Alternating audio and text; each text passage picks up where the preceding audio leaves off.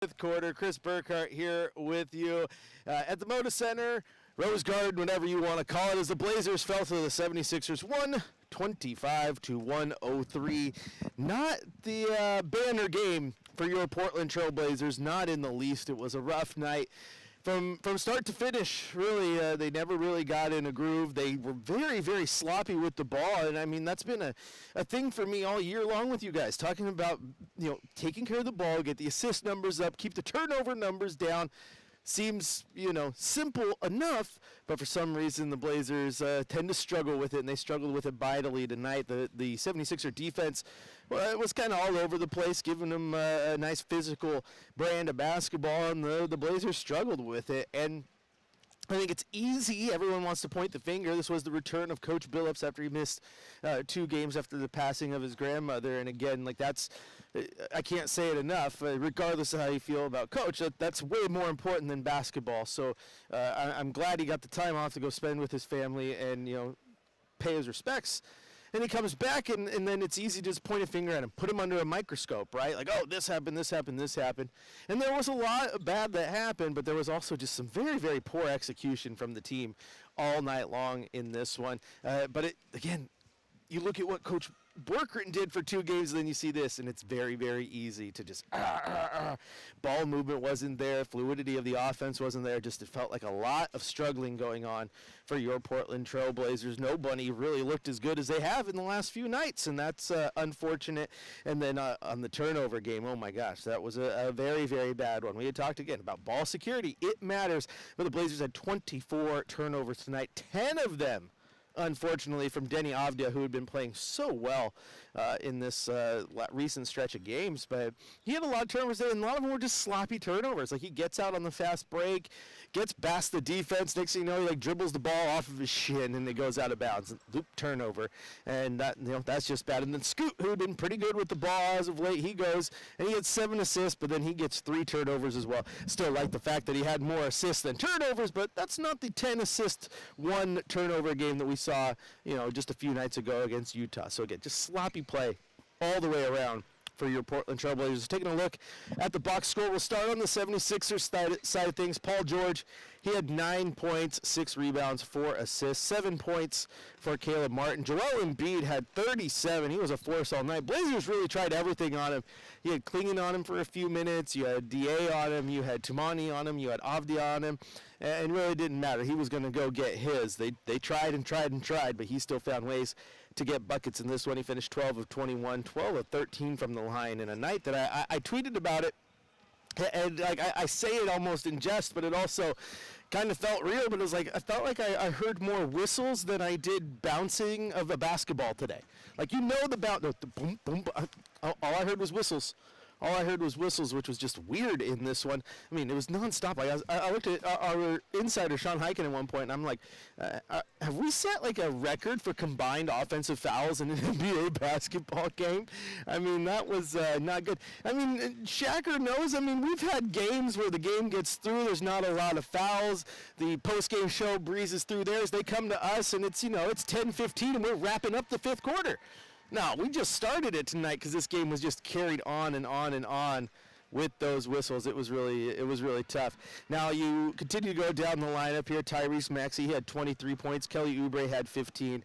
And Yabusele had 16 and a massive dunk, which is pretty much what that man's kind of known for as of late, right? Yeah, he does it in the Olympics. He does it here. Just an absolute machine when it comes to getting those dunks. And the whole team, 76ers team that is, got super excited, and that led to a technical foul from Kyle Lowry. It was pretty wild. Now on the Blazers side of things, again, Deni Avdija, he had a good game outside of those turnovers. 17 points, 5 rebounds, 7 rebounds, 2 assists, excuse me. But the turnovers were just terrible, man. They came at inopportune times, a lot of them in fast breaks. A lot of them, like I said, just felt like he dribbled the ball off of his own leg and just, yep, there it is. There's a turnover. And that's really not what he's been doing as of late, so I feel okay with that. Feels like more of an anomaly than anything. Speaking of which, Deni Avdija was just down there courtside taking a picture with, a couple, I'd say roughly about 75, 100 fans down there taking a picture with him, so that's pretty cool. But Tumani Kamara, 12 points, 10 rebounds, and an assist. 12 points, 6 rebounds from DeAndre Ayton, so not a great game from DA. 12 points from Shaden Sharp on 5 of 14 shooting, so again, he fell off a little bit. Anthony Simons did have 25 points on 4 of 10 from beyond the arc, and in doing so, he tied Wesley Matthews for third all-time on the Trailblazers list of three-pointers made. So there you go. He's only behind behind CJ and Damian Lillard. So, hey, if you tuned into Blazers game day, I was joined by my man Sam. Sam, you guys know Sam. He's out there. He's an author. He's a super fan. He joins me. Well, he's down on the court right now, and he just drained the free throw. So did his dad. Look at that.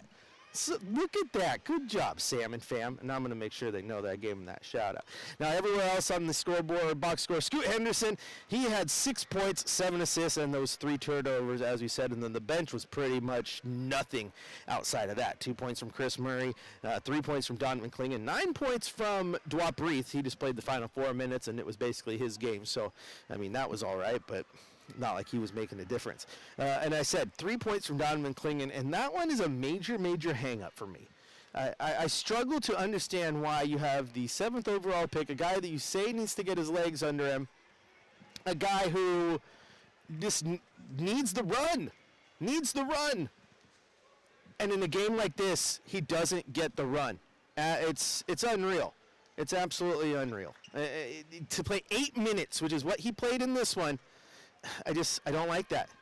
I don't like that at all. You're down by almost 30 points in the fourth quarter, and he's sitting there not playing. Then you put Walker and you put Reith in at the end. I get that, right? Like, you got to give them a little bit of a run. But you could have put Donovan Clingan in. You could have, and you can't say he doesn't have the conditioning and then not put him in a position where he could go get some conditioning. Right, so that just confuses me. I tweeted about it, posted it on social. I just don't like that. I don't like that one at all. If you want to join the conversation, 503-248-0620 is the telephone number. Of course, you can hit me up on social at Chris J. Burkhardt. And you can go to youtube.com, type in Rip City Radio, and pop right up, join, like, share, subscribe, do all the what the influencers tell you to do, right? Where Phil says they played like there's a great happy hour bar in Philadelphia the Blazers know about. Okay, he said in Portland. Which one? You saying like Philly? Philly played like there's a happy hour bar they're trying to get to? Because they might have been, right? Where's the party at? They're going to go party for the New Year's, have some fun. I don't know. But defensively, I think they were locked in. Offensively, they were all right. Like, I didn't feel like they were world-beating, but they hit their shots, and Portland didn't. It's coach speak. Coach said it, but I also did feel like there was a lot in this one where I felt Portland did get good looks. They just weren't hitting them. Scoot had a couple good looks, didn't hit the shot. Shea had a couple good looks from beyond the arc, didn't hit the shot.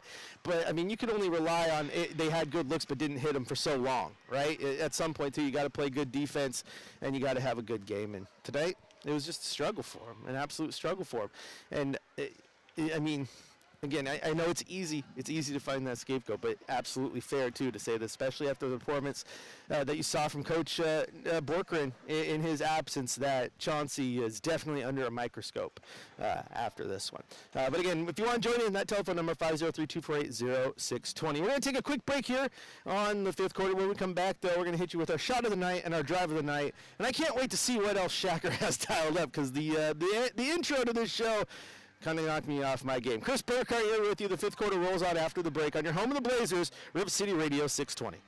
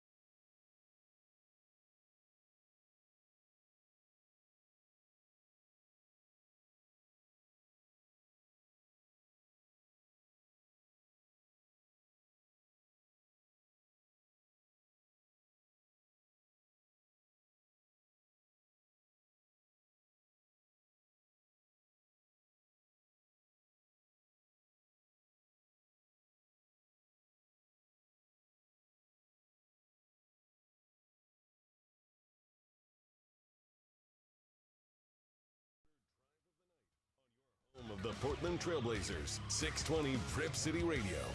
Marr rips it out of his hands. It's loose, and Scoot has it. Here's the lob to Ayton, and the dunk. The extra effort that time for the Trailblazers pays off. It's time for the fifth quarter shot of the night on your home of the Portland Trailblazers, 620 Rip City Radio. And after video review by the replay center, the made field goal at 11:48 by Anthony Simons has been overturned from a 3 to a 2. Oh, but we have to adjust now. that. Wesley Matthews is still. Sixers. He said Wesley Simons. Oh man, that was a 76ers radio call there, but and that was the type of night it was for the Trailblazers, man. Even when they make a shot, it doesn't count, and they got to take a point away, and it's just like, oh my gosh, like if the pour salt in the wound, what are we doing here? Like you gotta look at the refs at some point. Like we're down by almost 30, just give it to them. Just keep that point. Let them stay tied with the West. Don't take it away. It's just man, just sometimes it's just too much, man. It's too much.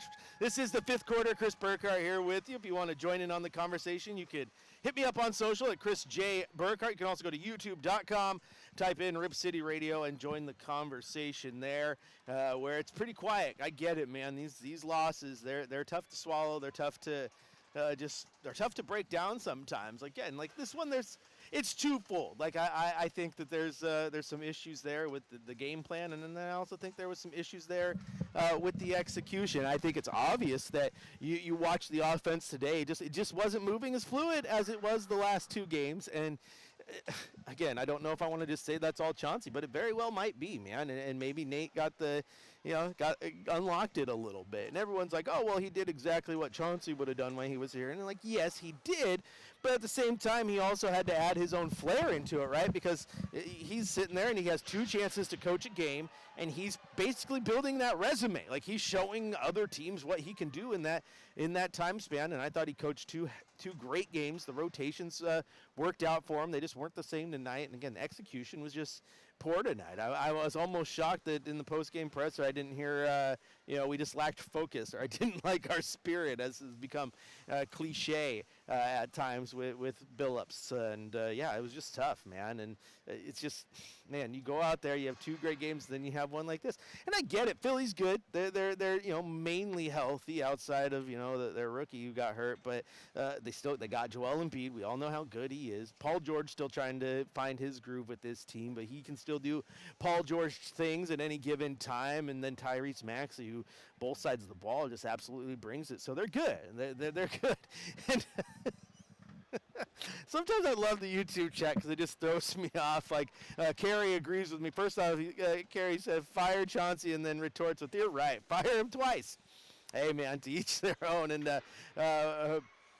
And Air Weldon says, whoa, you're not at the top of the arena in the dark. That's right, because when Shacker is producing, Air Weldon, when Shacker is producing, I just come sit by him, and I actually sit in the bowl.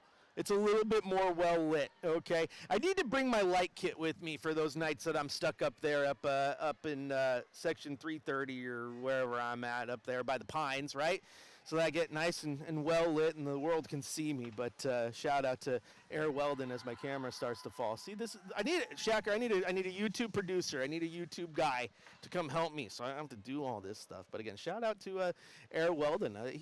I'm gonna repeat this because Air Weldon gave me the shout out the other night and said hi as I tried to block the terrible.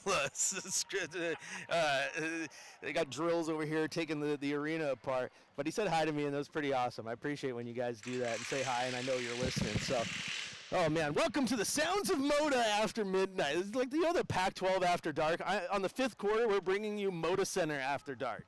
Like, you guys want to know what it's like to tear down an arena. Quite frankly, look, this is what you only get on YouTube and radio. Look at that. They're tearing down the arena. You ever see an arena get tore down mid-radio show? Look at that. They're taking the floor apart. They're starting to take up some chairs. They'll start pulling this all in. Yeah, they're getting ready for the rodeo. Yeah, the rodeo's coming in. We're not going to be here long enough to see the dirt come in. I'm going to tell you that much, okay?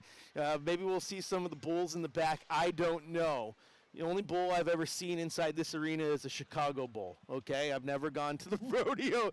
PBR, not my thing. Or is that the pro road Pro Bull Riders Association, whatever it is. You guys, that's why I host a basketball post-game It's show. Pabst Blue Ribbon. Pabst Blue Ribbon. Yes, that's why I was confused. I'm like, am I getting this right? I don't know. But there you go. That's your behind the scenes. That's what an arena looks like as it's getting tore down. Things you only get on YouTube, friends. See? Everything needs to have a camera with it. But Air Weldon says, I guess it would be the drawback to having to be in the bowl. Time to take Brooke and TP's spot. Hey, I would love to be over there with Brooke and TP, hosting the pregame show and the halftime show and all that, and then just stay there when it's done to jump to radio and do the fifth quarter. I might have to talk to some people, Air Weldon. If not, you need to talk to some people. You might have some sway. People might just be sick of Burkhardt. Could be very well the case. If you want to join in on the conversation, 503-248-0620 is the telephone number. You can also hit me up on social at Chris J. Burkhardt. And then, of course, YouTube.com, where Weldon says that was the best Blazer moment of the night, was what, seeing the arena get tore down? Hey, man, I am a man of the people. I bring you the content that you thrive for. What else do you want?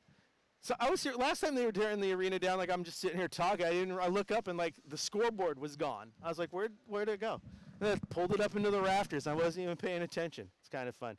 But anyway, Chris chimes back in on the Chauncey train. Says, yeah, fire him once, you fire him twice. You fire him whether he's naughty or nice. I get what you're saying there. You know, checking in once, checking in twice. Going to find out if you're naughty or nice in the holiday spirit. I get that. But yeah, it's rough. Now, here's my thing on Chauncey, okay? I'm going to be frank with you, okay? Because we were getting on this on social a little bit today. I personally like Chauncey. I like Chauncey Billups. I think there's a chance that he might very well be a decent coach one day. I just don't know I just don't think that time's right now. I think the time has sailed on Portland. And maybe he gets another chance somewhere else and he turns out to be great, but I just don't, salvaging this bad boy is going to be hard. And the thing is that you got to be honest with yourself. Like it got sour really quick, right? And he didn't sign up for this particularly, right? He signed up to have Damian Lillard and a team that was competing for the playoffs. That thing derailed pretty quickly. And so when you talk about lack of focus, or this is his coaching tenure here is the equivalent to what he said the other day after Utah, right? Well, Lauri Markkanen was a late scratch, and I just don't think we were prepared. Yeah, well, Damian Lillard was a late scratch for the roster for the remaining of your tenure, and I just don't know if you were prepared. You get what I'm saying there, right? And so, again, I still think he has chance. There's things about him that I like. Maybe he's just better suited as being an assistant coach in the long run, a guy who can maybe focus on just one thing. I think it's clear at times that defensively, I think he's trying to implement certain things, but I also think it's clear at times that offensively, it's just a giant question mark with him, right? And so that one sucks. But to be fair, and I feel like I have to, this is not what he expected, and this is not what he was inheriting from Coach Terry Stotts. It's completely changed. But at the same time, if it completely changed, I feel like that's your opportunity to really stamp it the way you want to, and he hasn't, right? So I think that the answer here is you let this thing roll out, and his contract ends at the end of the year, and when the season's done, you choose not to bring him back. I don't think firing him right now makes a ton of sense, because that's what everyone wants. And in that case, like the most logical thing to do if you fired him now would be to give the reins to Nate Borkren.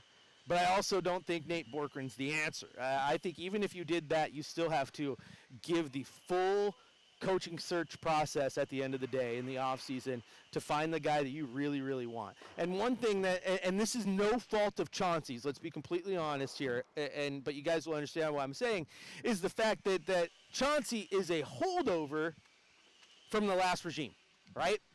Neil Olshey hired Chauncey to coach the team that Neil Olshey built before Neil Olshey was ran out of town, right? And so Joe Cronin comes in, he takes it over, and he has completely rebuilt the roster the way that he and the ownership wants, right? Damian Lillard has moved on. C.J. McCollum has moved on.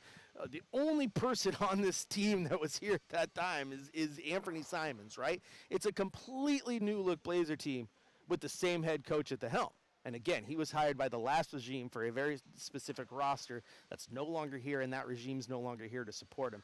I think if you really, really trust Joe Cronin to build this roster the way you want him to, and quite honestly, I think he's done a decent job. I like Shaden Sharp. I love Tumani Kamara. That was a diamond right there. I think Klingon's going to be great. Scoot has had some moments the last two games, right? if you really trust him to do it, Joe Cronin, Carey, Blazers GM.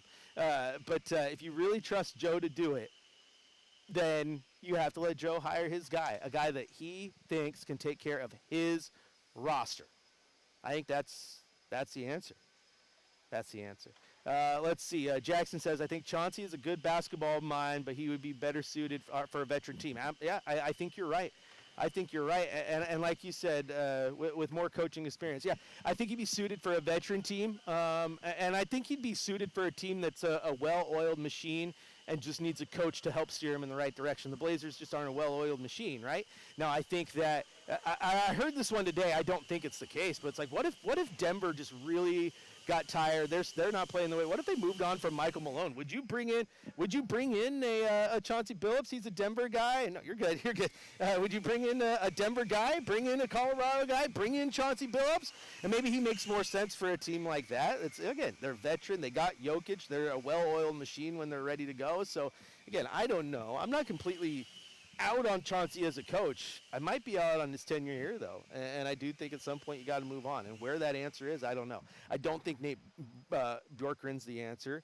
I think there's some young coaches out there who are really good. Adelman is the easy one just because, obviously, the ties to his dad being arguably the greatest coach in franchise history. And, you could go with Jack Ramsey, too. I like Adelman myself. But still, there's names out there, and I think you would be doing yourself a massive disservice if you just fired him now and then hired his replacement for the future in the same time. Do yourself a full search. That's what I would like that. Kerry says Denver would be dumb. Malone is like Spoelstra. Hey, I'm not saying I thought of that. I'm just saying it's a random thought that I heard today.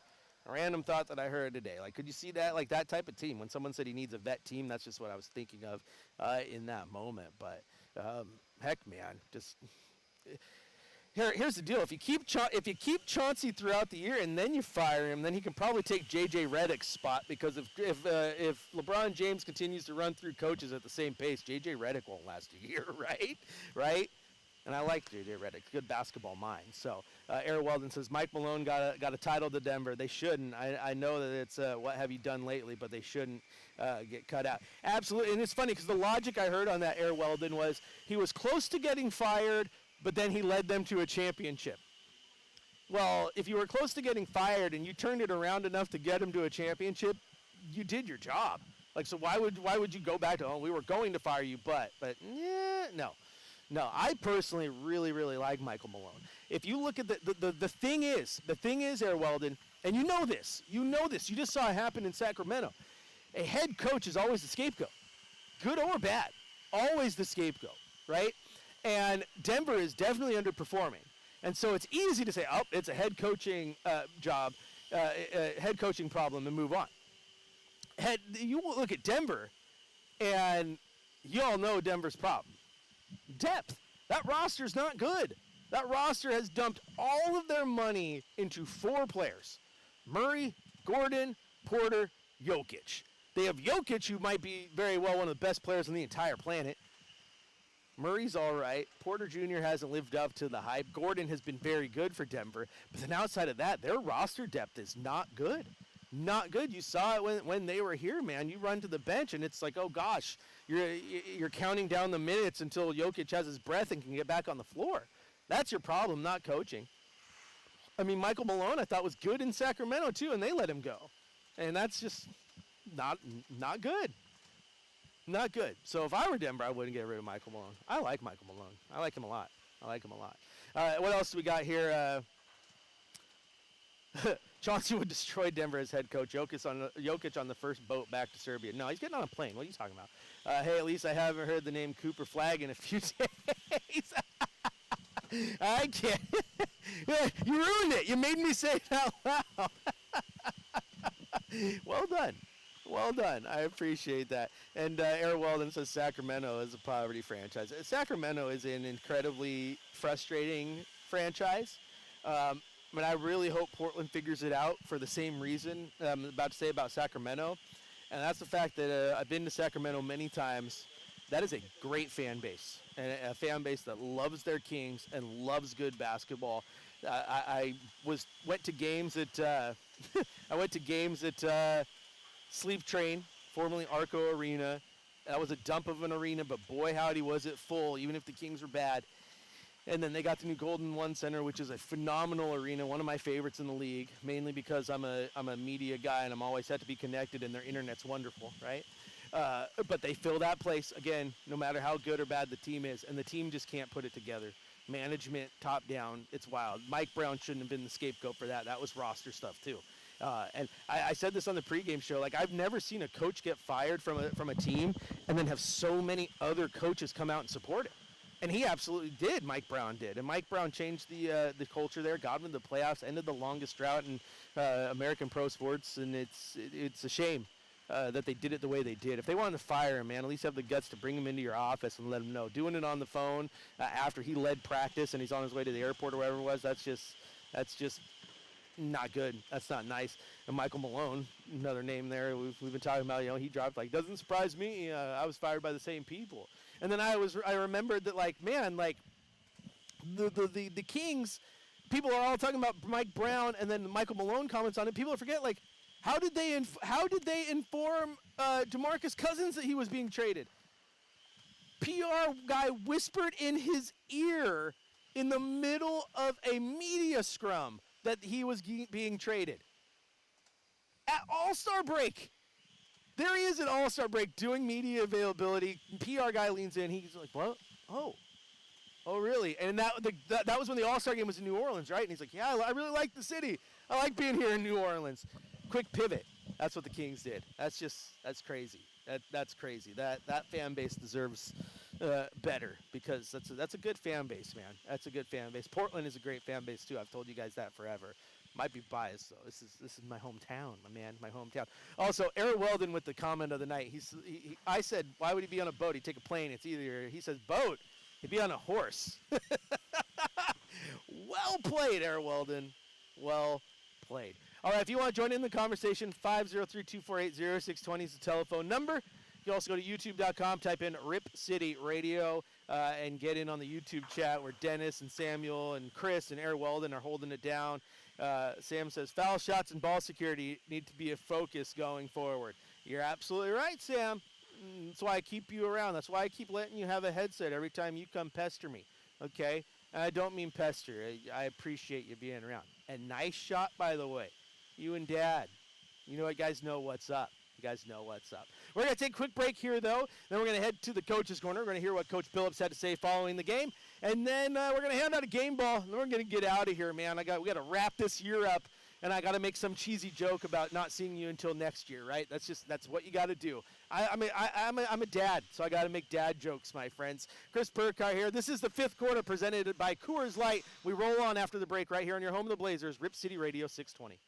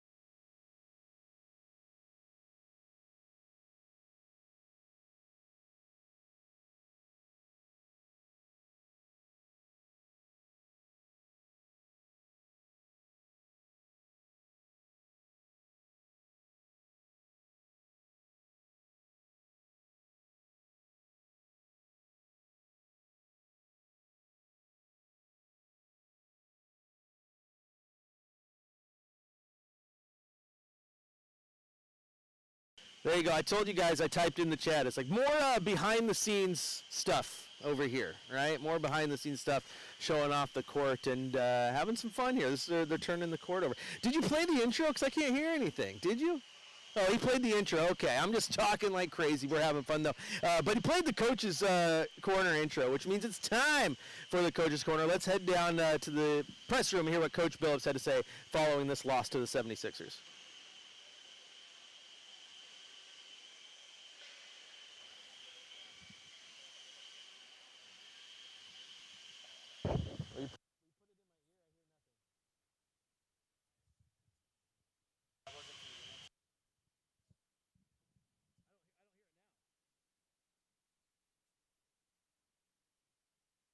$36 points of turnovers.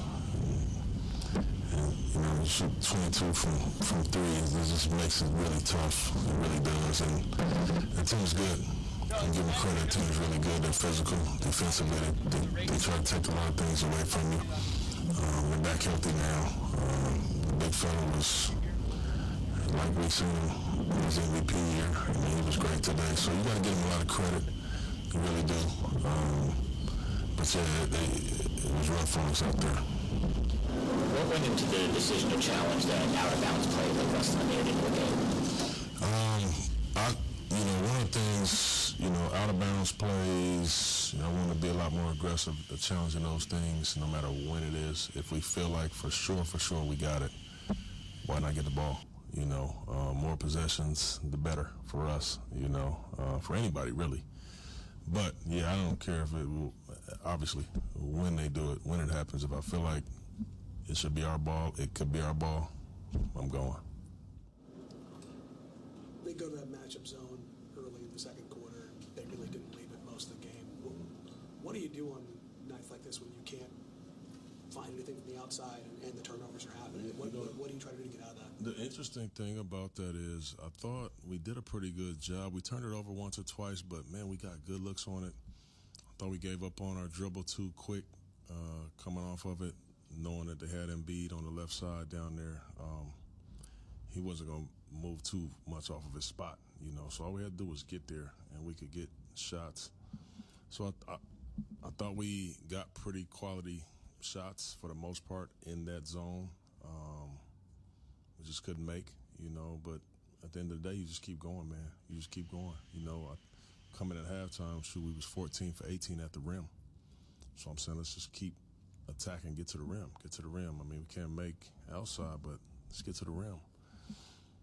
Tried to keep getting there. It just didn't really work out, and then the turnovers happened. They score easily. They score quick, boom, timeout. You're spinning your wheels at that point.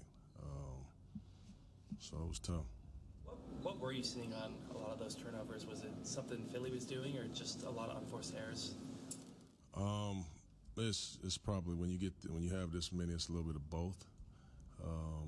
Some of it is kind of carelessness, Some of it is just they're being really, really ultra physical, and they're bumping you off your spot, taking away certain passing angles, and jump switching, some of the down screens, some of the things that we knew though, things that we've talked about all day. But until you actually get out there, you don't really feel it. So it's tough. It's one of the things about being young, and sometimes the best teacher is actually getting out there. And it's also the toughest lessons as well. So, but it was a little bit of both.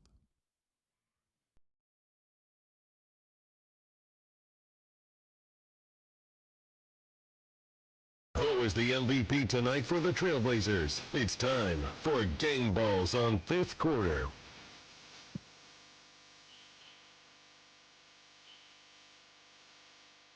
Shacker's changing it up on me. Took out AC/DC, put in, this is accept, right?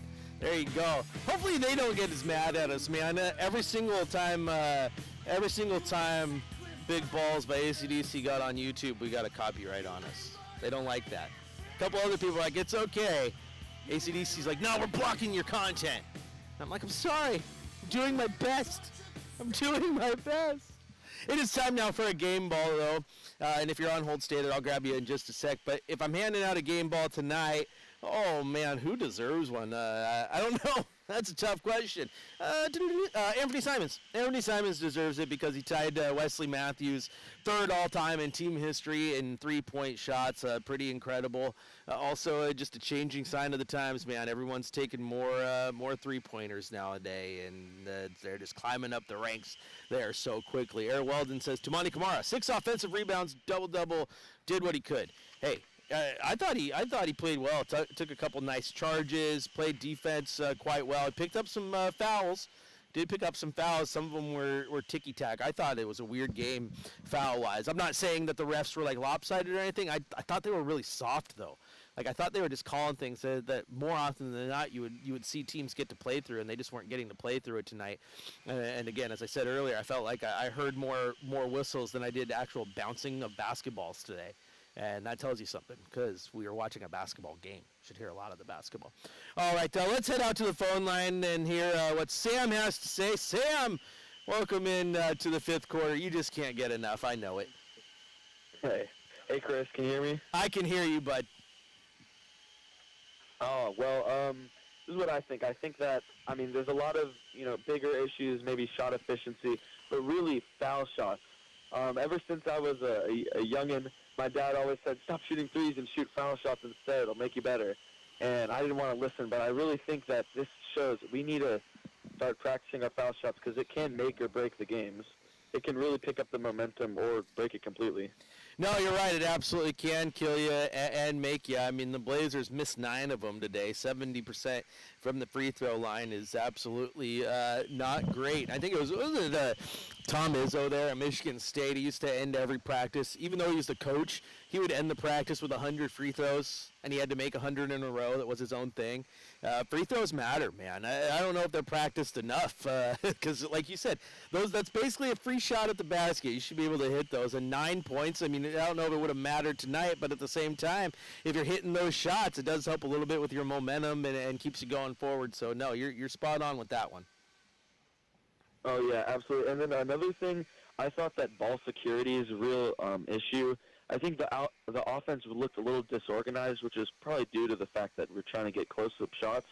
But I think that we need to work on our ball handling. I saw some plays where the ball just slipped out of the hands or, got knocked out, and I think we need to just watch out on our passing and our dribbling. Oh yeah, there was a lot of them tonight that it just it wasn't really the defense that forced the turnover. It was self-imposed. It was stubbing your own toe on purpose almost, man. There was the one like Denny Avdia had a fast break and then he just kind of dribbled the ball off of his own knee, and it's just like, oh my God, it's an unforced error, and you do that and it just hurts you in the long run, man. So yeah, ball security.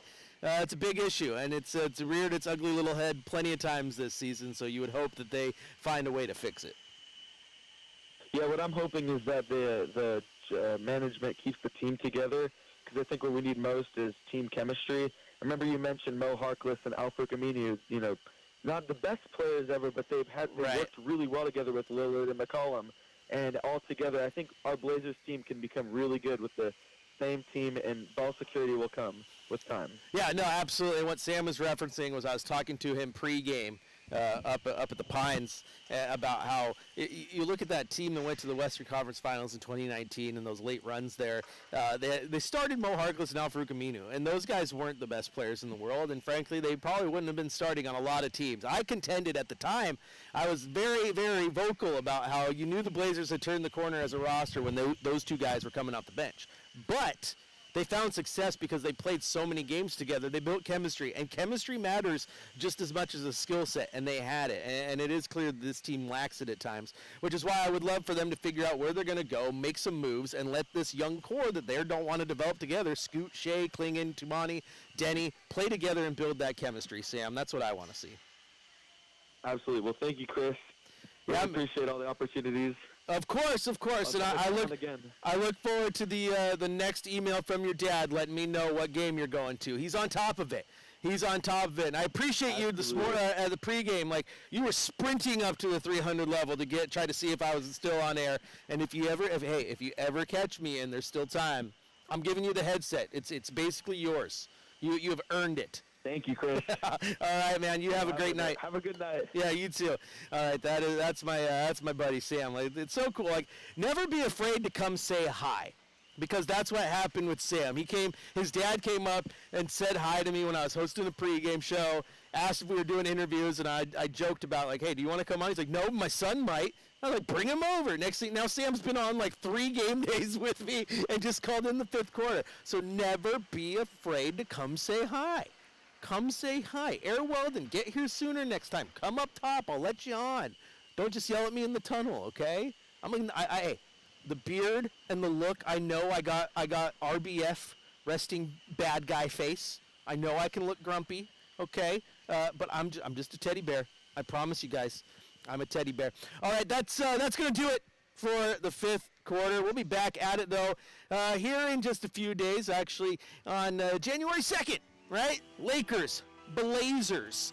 Blazers starting a road trip, a 5-gamer. They're gonna hit LA, got a trip to New Orleans, Dallas on that one, start the new year before they come back home. Tip-off for that game will be 7:30, so I'll have game day for you at 5:30 right here on Rip City Radio 620. And as we end the year, though, I just want to say thanks to everyone who's made 2024 here on the radio for us. Absolutely awesome. I enjoy the fact that I get to talk to all of you. I enjoy the fact that you guys enjoy listening to me, because you could go anywhere with your time after the games. You could go anywhere on YouTube. You could go anywhere on social. You could call any number you want, but you choose to call into the 5th quarter, and that makes me proud. It means I'm doing a good job. So here's to 2024, and here's to 2025. Hopefully we can make it even better than it has been the last year, and hopefully there's a few more Blazer wins in the future. This has been the 5th quarter presented by Coors Light. We'll talk to you next year right here on your home of the Blazers, Rip City Radio 620.